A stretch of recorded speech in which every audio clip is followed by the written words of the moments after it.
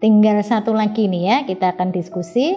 Kita sudah delirium, demensia, insomnia, ansietas, depresi, dan yang terakhir adalah psikotik. Karena memang kita akan diskusi hanya 6 topik ya, gangguan jiwa yang kita refreshing pada blog haji ini, supaya ketika kita temukan kasus-kasus ini kita siap untuk mendampingi, atau justru sebenarnya kita ingin melakukan promosi prevensi supaya kasus-kasus ini bisa kita minimalkan pada jamaah haji kita.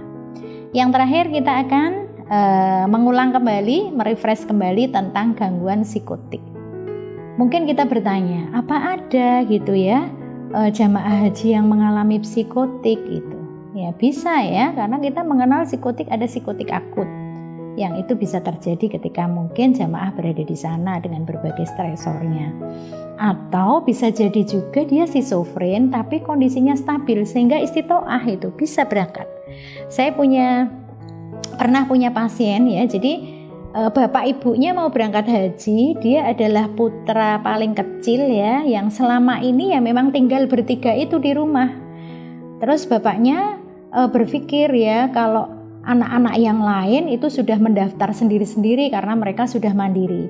Sementara anaknya yang terakhir ini, yang gangguan schizofren ini, dia nggak akan bisa dok naik haji kalau tidak bersama kami gitu ya. Jadi beliau pengen semua anaknya itu beribadah haji, dan beliau yakin gitu ya, yang ragil ini nggak akan bisa berangkat kalau tidak bersama orang tuanya, sedangkan kalau kakak-kakak yang lain sudah mandiri bisa berangkat sendiri. Sehingga beliau pengen banget, pokoknya dok saya pengen berangkat haji itu tetap membawa anak saya yang nomor 3 ini.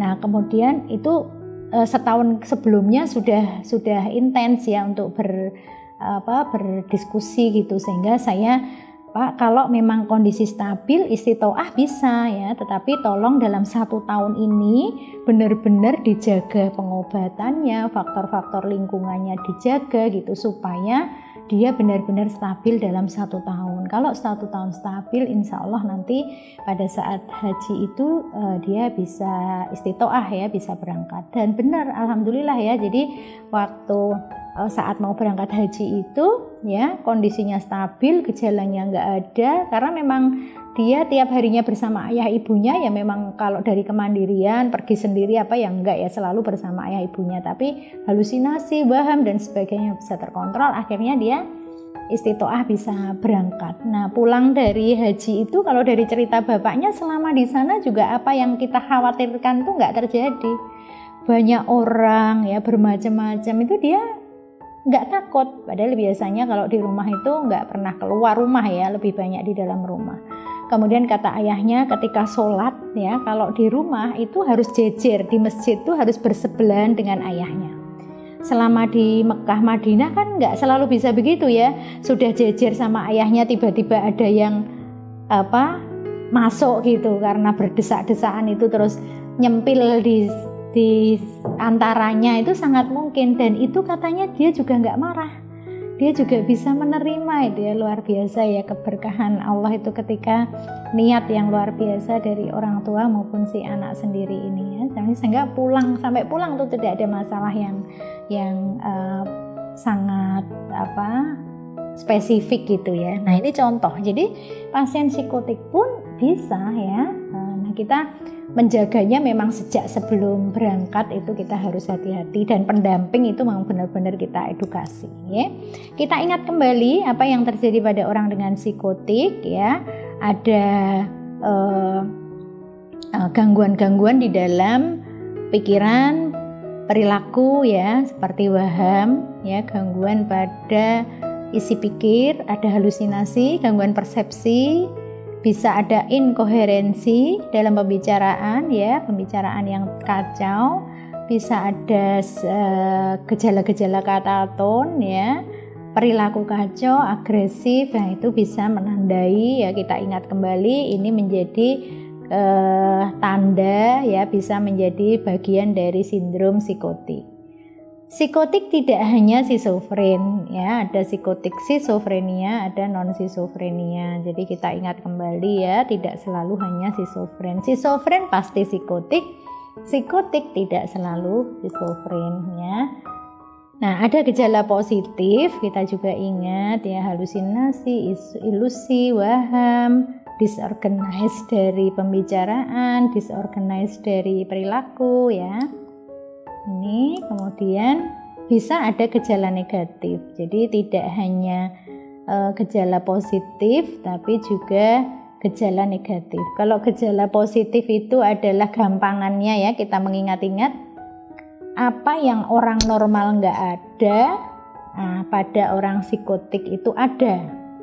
Waham orang normal nggak punya, mereka punya. Halusinasi kita nggak punya, mereka punya ya. Jadi itu mudah untuk mengingat-ingat, oh ini gejala positif. Sebaliknya kalau gejala negatif adalah apa yang kita ada tapi pada orang psikotik itu turun atau hilang. Contoh emosi yang mendatar. Orang normal ya yang tidak mengalami psikotik itu emosinya, ekspresinya jelas gitu ya, senang, sedih, perubahan appropriate itu. Tapi pada schizofren atau psikotik yang lain turun sehingga kelihatan tumpul, motivasi ya turun, kemudian pembicaraan turun ya, semuanya menjadi berkurang atau hilang. Nah, itu gejala negatif. Jadi penyebutan positif negatif bukan konteksnya kalau positif bagus, negatif jelek ya, tetapi pada pengertian yang tadi. Nah, ketika kondisi psikotik agak berbeda dengan ketika tadi kita diskusi insomnia, ansietas ya, depresi.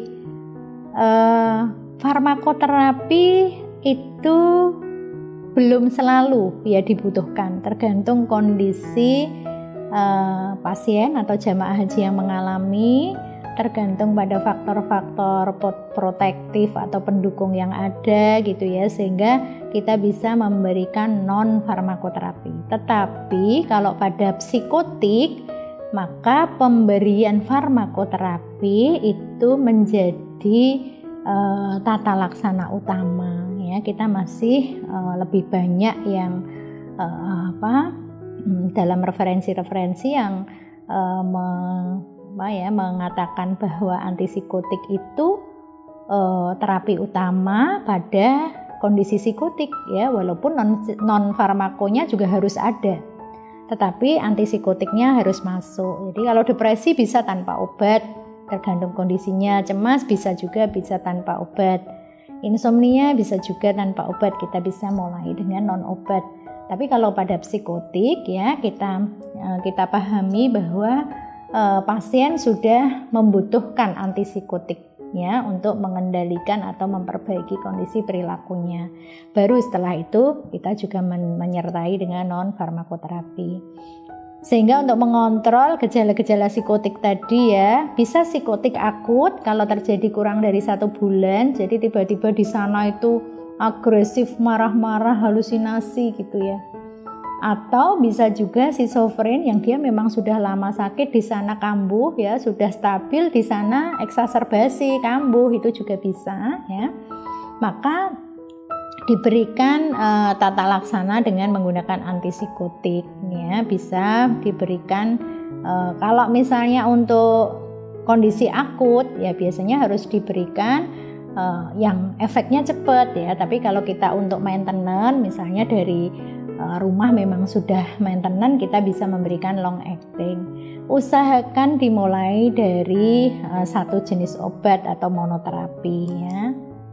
Nah, kita punya prinsip start low, go slow gitu ya. Jadi dimulai dengan dosis yang rendah dan bertambah secara perlahan. Jadi jangan cepat-cepat kok belum berefek ya langsung naik dosis, belum ya. Kita mulai dari dosis efektif terendah. Misalnya haloperidol untuk psikotik ya 1,5 ya. Kalau untuk GMO memang 0,5, tapi kalau untuk psikotik 1,5. Psikotik yang dalam konteks tadi ya, psikotik akut, schizofren gitu. Kalau misalnya risperidon mulai dari 2 mg gitu ya. Usahakan satu jenis obat mulai dari dosis yang rendah kemudian naik perlahan.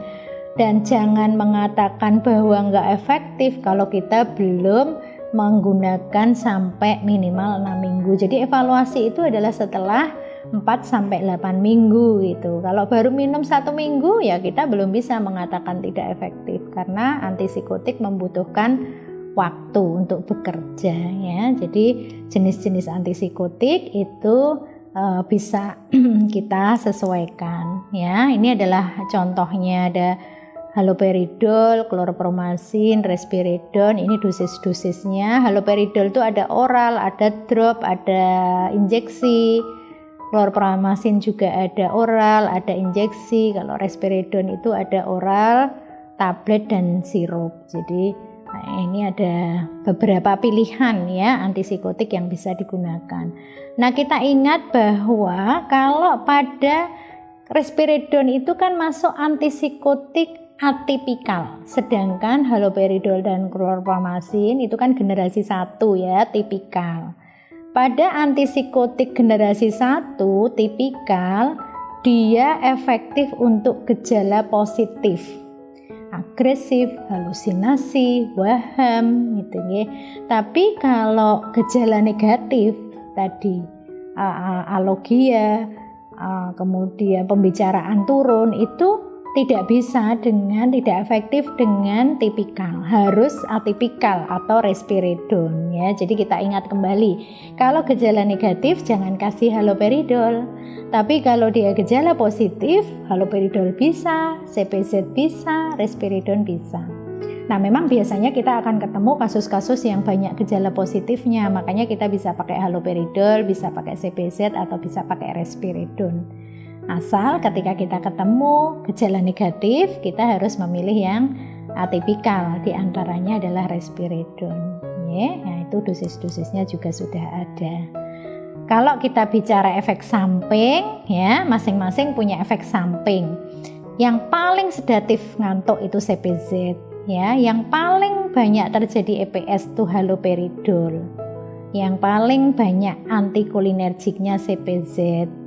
Hipotensi ortostatik paling banyak juga CPZ. Makanya kalau pada tadi delirium kita menghindarkan dari kloropromasin ya, karena efek sampingnya paling banyak, sehingga kita lebih memilih pada haloperidol dan risperidon ya. Jadi kalau misalnya ada efek samping itu ya kita harus evaluasi, kita berikan tata laksana dari efek samping itu. Bukan berarti begitu muncul efek samping, udah nggak usah diobati saja. Kadang kan keluarga begitu, daripada muncul efek sampingnya mending nggak usah diobati. Nah, kita sebagai tenaga kesehatan harus bisa memberi edukasi.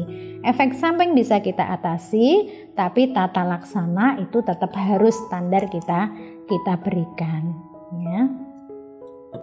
Jadi kita sudah mengingat beberapa, merefresh kembali apa yang sudah kita pelajari di blog jiwa sebelumnya, yang kita kontekskan dalam tugas kita sebagai dokter kesehatan haji gitu ya. Tadi kita sudah memilih 6, yang paling banyak adalah GMO, delirium dan demensia, insomnia, ansietas, depresi dan psikotik ya. Tentu kita berharap sebagai petugas haji tidak semuanya baik-baik saja, sehat ya, tetapi kita tetap harus ya menyiapkan diri kita sebagai tenaga kesehatan haji, tidak hanya berpikir ngobati, tapi yang nomor 1 justru kita harapkan adalah kita melakukan upaya promosi dan prevensi ya. Jadi sekali lagi kan kita tidak bertemu langsung di sana ya, sejak dari tanah air itu kita sudah bisa berinteraksi dengan calon jamaah haji yang kita dampingi.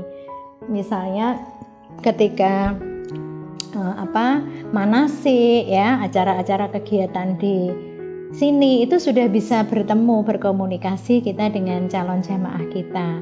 Atau ketika kita masih jadi dokter puskesmas ya, calon jamaah haji ini akan periksa ke kita.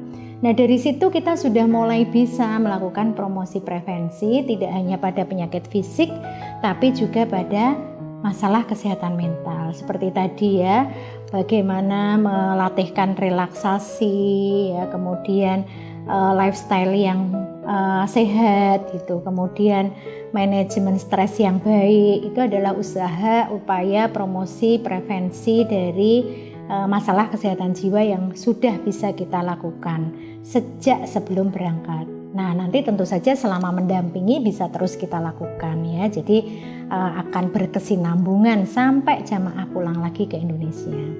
Kemudian yang kedua, kita juga pendampingan psikologis pada yang berisiko. Jadi ibaratnya promosi prevensi ini kita berikan pada semua ya. Kemudian yang memiliki resiko, jadi bisa dengan tadi kalau MMSE untuk demensia, SRQ untuk depresi dan cemas ya, kita bisa melakukan deteksi dini. Nah, nanti yang berisiko kita ada pendampingan khusus. Tadi ya ibaratnya kita ada bendera merah, kuning, hijau. Hijau itu yang sehat, tidak ada deteksi, kita deteksi nggak ada masalah kesehatan mental.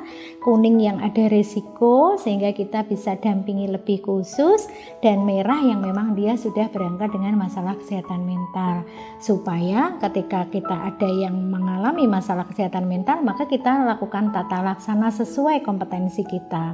Sekali lagi di sana akan ada sejawat ya, spesialis baik psikiater, penyakit dalam dan yang lain yang bisa kita berdiskusi, konsul gitu ya ketika kita menemui masalah kesehatan jiwa pada jamaah.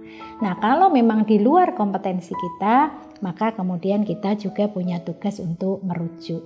Jadi promosi, prevensi, ya kurasi ya, sampai kemudian merujuk jika diperlukan. Itu yang bisa kita lakukan selama kita mendampingi ya para jamaah haji ini dari awal sampai akhir, sampai pulang ya, dan membantu ya jamaah haji ini bisa melakukan proses ibadah haji ini secara nyaman, optimal ya, mabrur, untuk keberkahan ya. Nanti pulang gitu ya, pulang dari haji udah selesai, itu jamaah itu masih rutin gitu ya berkomunikasi dengan kita. Kadang-kadang ketika ada pengajian, biasanya mereka ada pengajian pasca haji itu ya, kita diundang, tenaga kesehatan tuh diundang gitu. Nanti lebaran juga rame-rame bareng-bareng kumpul, jadi kayaknya persaudaraannya itu nggak habis-habis gitu ya. Nanti padahal kita bisa jadi dokter atau petugas kesehatan haji itu nggak hanya sekali ya, jadi saudara kita akan banyak, dan mereka bersyukur banget. Saya itu melihat betul ya bagaimana teman-teman yang dokter kloter ini luar biasa gitu ya, mendampingi para jamaah itu menikmati betul. Kalau nggak menikmati berat banget gitu ya, tapi karena menikmati, mensyukuri, bahagia gitu ya. Kalau dipikir, wah lempar jumroh berkali-kali dong, dampingi jamaah ini pagi, nanti sore dampingi lagi, sementara kita sekali aja udah capek banget gitu ya. Tapi karena dilakukan dengan niat yang ikhlas ya, bahagia gitu, semangat gitu, maka ya Allah berikan ya kesehatan, keberkahan ya, mereka tuh luar biasa. Nah, harapannya kita semua ya punya kesempatan untuk menjadi mendampingi ya para tamu Allah ini, dan itu adalah keberkahan yang luar biasa. Kita syukuri kita punya profesi yang bisa ya membawa kita ke sana dan kemudian memberikan pendampingan pada tamu-tamu Allah kita ya. Mudah-mudahan semuanya diberi kesempatan untuk itu dan menjadi keberkahan dunia akhirat untuk kita semua. Saya kira itu ya yang bisa saya sampaikan terkait dengan kesehatan jiwa pada jamaah haji yang kita harus pahami sebagai calon petugas ya, calon petugas dokter-dokter jamaah haji ini. Selamat belajar, bismillah, luruskan niat, ikhlaskan niat ya. Allah mudahkan kita semua bisa melakukan ibadah ini dengan yang terbaik ya, dan Allah berikan kesempatan ya kita semua menjadi haji yang mabrur. Plus ya, kalau kita tuh haji mabrur plus, karena plusnya adalah kita mendampingi para jamaah haji, tamu-tamu Allah ini. Mohon maaf kalau ada kekurangan dan hal-hal yang kurang berkenan ya. Insya Allah kita semua selalu dalam lindungan Allah dan keberkahan Allah. Kita tutup bersama kuliah pada kesempatan ini tentang kesehatan haji, kesehatan jiwa haji dengan membaca doa penutup majelis bersama-sama. Subhanakallahumma wa bihamdika asyhadu alla ilaha illa anta astaghfiruka wa atubu ilaik. Terima kasih, selamat belajar, sehat semua, penuh barokah. Assalamualaikum warahmatullahi wabarakatuh.